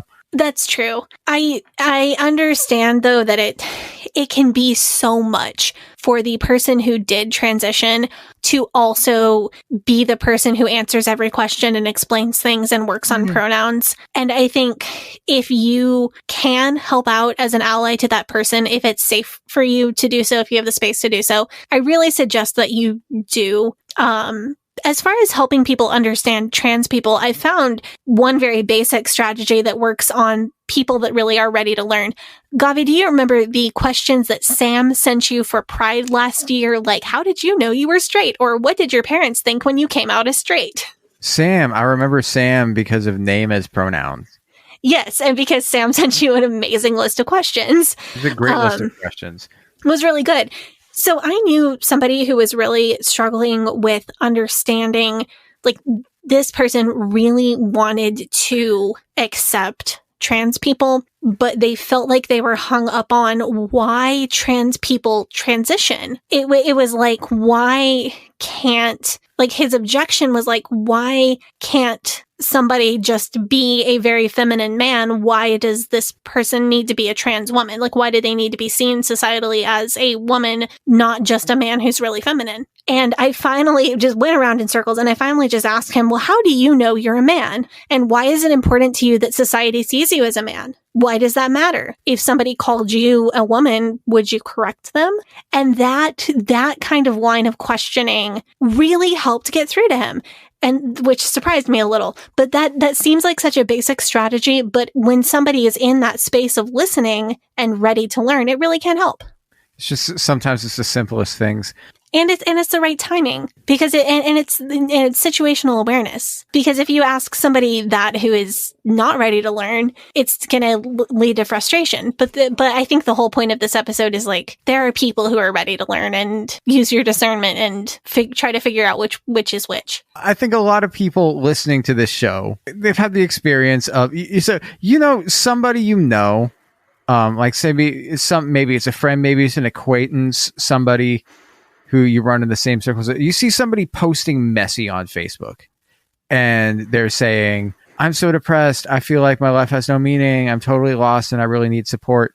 for weeks and weeks and weeks or months or whatever. You see somebody posting this and you're just like, I'm not really close with this person. I don't feel like it's right for me. But you see other people are responding and like talking to this person. So you're like, okay, they've got support from somebody. I'm not the right person for that. But like you see that. And then they kind of like vanish from social media for a couple months. Maybe they'll surface and they'll share a meme that's like from an anti-capitalism page. And then maybe like 6 months later, out of the blue, they pop up with a different first name. And it's a post that says, "Hi, I go by Luna now. I'm trans feminine. I use she, they pronouns, and I'm starting HRT next week." And then over the next year, you know, she's only posting like happy pics in like sundresses with a supportive partner. Like, you know what I mean? Yeah, I'm counting how many times I've seen this. Yeah, like, I don't know. I've probably seen that like a dozen times. It makes me so happy. Like it's gotten to the point where if you see somebody doing like the depression posting thing on Facebook, and then you see a couple anti-capitalism memes pop up, you're like, oh, I know where this is going. And you're just behind the scenes like, you can do it. I believe in you. I believe in you. I don't know you that well, but I support you and I believe in you. No, but like if you see this like happen over and over and over, if you see this enough times, you have to come to the conclusion that this thing is legitimate, right? Like this is real, that these people aren't just doing this for attention, or they're not doing it for like validation. They're doing this so that they can feel like they exist in a way that makes sense. Yeah, and it's, you know, it's kind of memey. You know, we don't want to suggest that people always take the same path to transition, but I love the take that, like, look how many people are saying to you, like, no, this is the only way that I can feel safe in my own body. This is the way that I can interact with the world and truly be myself. And that you're listening to each person who is coming out and saying that, and to the group of people that is coming out and saying that. But another thing that, you know, the more pessimistic side of that I would bring up is that trans people are often rejected by their own family. They are often unsafe in public. They may have a harder time finding romantic partners. They may not be able to have children after transition if that was something that they wanted to do. And they have to deal with a metric ton of unsolicited hatred from people around them, strangers in public, and commenters on the internet. And on top of that, they may have to pay out of pocket for transition-related healthcare. I've known trans people who worked second and third jobs to save money for transition. Of course, we want all of this to go away, like right now, but that's the way things are right now. So when I talk to people that are questioning whether trans people are legitimate or are just following a trend or just looking for attention, I ask them if they would be willing to go through all of that for a trend or attention. I ask them what it would take for them to be willing to walk through that gauntlet of an experience. And that does tend to help people understand that this is absolutely a life and death issue, and it does tend to help them be more supportive of the trans people in their lives. I think also a lot of it has to do, I think they think that as soon as you come out as trans, then everybody who's liberal just rallies around you and turns you into like a hero and lets you live in a palace or something. My take on that is that as being trans is seen more and more as a variation of normal, as like, hey, this is just a thing that some people are, that stereotype can go away really quickly. And I think that also knowing actual trans people will dispel that pretty quickly as well. That's true. If you don't know any in real life, then you're probably right. Then you just look at like a few celebrities and you're get all this like Caitlyn Jenner and oh God, don't bring up her name on my God honoring podcast. To be clear, I support Caitlyn Jenner in her gender identity. It's everything else about her that I cannot stand. Yeah, no, I like a lot of these people have been like, they've been told their whole lives that liberals want to emasculate the culture. They don't want men to be men anymore. That's what the feminists want. That's what the liberals want. So it's like not a stretch for them to think the liberals are going to brainwash the boys and get them to like chop off their penis. So this is a thing that goes around. I've seen this kind of rhetoric. My general response to that is to remind people how small of a percentage of the population is trans, and also remind them that there are plenty of babies being born. Yeah. It's fine. It's fine. You don't need to make other people like why is it all about forcing other people to reproduce? I don't know. It's like a breeding fetish. Well, so we're back to Jim Bob Duggar. Yeah. Okay. What's weirder, the breeding fetish or the chop your penis off TikTok challenge? Because I mean that's literally what they think it is. They think it's like the chop your penis off TikTok challenge. I mean, is that a TikTok challenge that you're going to take part in? No. Is there any amount of social pressure or like promises of fame and fortune that could make you take part in this TikTok challenge? No. One of the things, like we're saying that queer people pop up in like. Yeah, I mean, they exist in every community, like in all of these communities historically, you know, and a lot of them got really destroyed by, you know, getting taken over.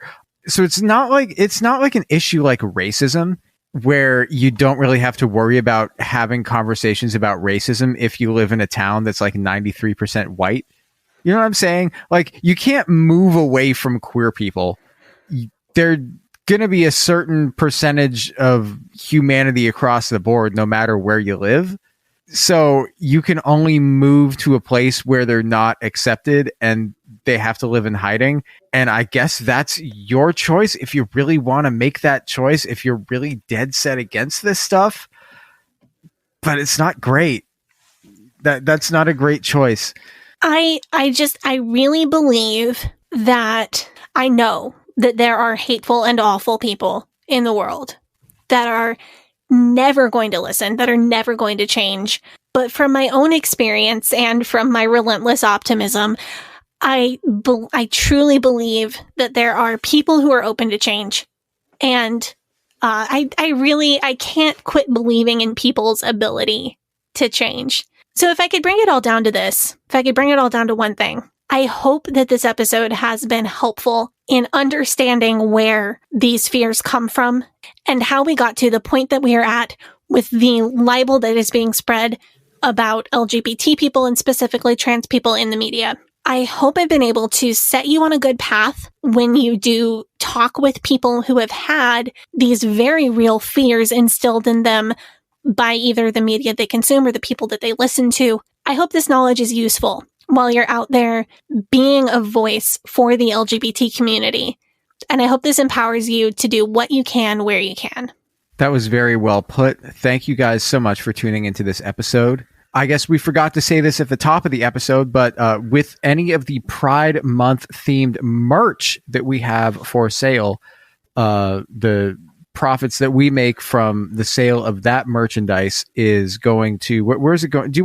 Sadie, do you want to tell the people about the organization that we're fundraising for? So 100% of the profits of Pride merch sold during the month of June will be going to this organization.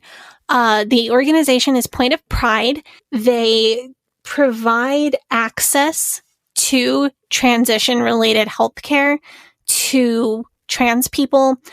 I picked the organization that we're going to donate to this year.